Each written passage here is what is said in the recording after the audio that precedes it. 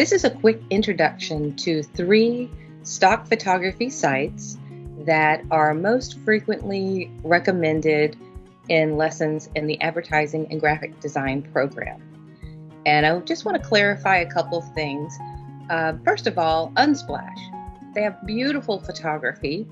It's free to use. They are cleared for commercial use without attribution, but always check the licensing agreement.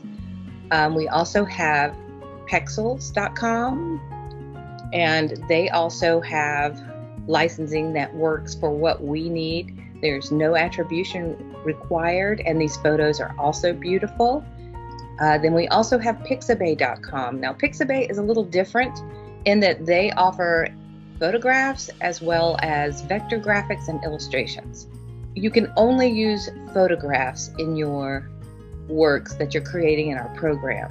You're never going to use someone else's vector graphics or illustrations because all of the projects that you create in the program have your eye on producing your portfolio, which reflects the skills that you possess and what you are capable of creating.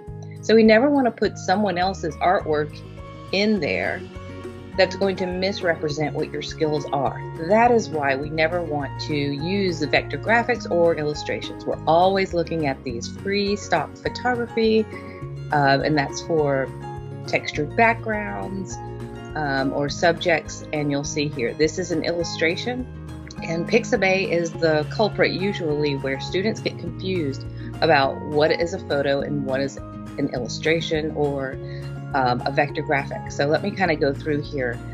I looked up tiger. In Unsplash, we have beautiful photos. That's what they specialize in. They also have video footage if you're working with video projects. But you can tell these are photographs. Even the textures are photographic. So let's look here in Pexels. Again, beautiful tiger photos. You can tell that they're photographs. We're not confused at all. They're not highly stylized.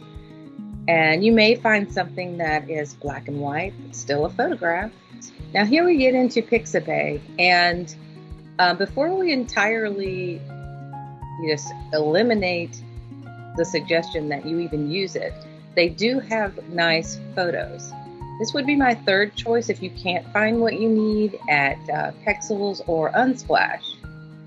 However, don't get into the trap of looking at all images and not filtering to photos, because then you will start finding illustrations, clip art type of stuff. You cannot use this in your work. This is not your illustration work. It's not your vector graphics. Even though when I'm talking about vector graphics, I'm talking about something that is not a photograph. Even this type of symbol, clip art, you don't use it. This is an illustration. It's not a photograph. So some of these look very realistic, but it's not a photograph, so you cannot use it. If you put something like this in a piece of work that you're using that possibly will make it into your portfolio, when someone sees that, they're going to ask you, wow, how did you do that technique? You may have no idea. So you're misrepresenting what you are able to do.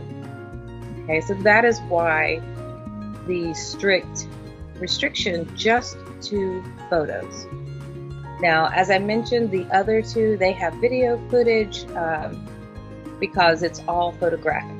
But Pixabay can get you into trouble if you don't filter for photos or if you don't have an eye that can recognize the difference between a photograph and an illustration or vector graphic.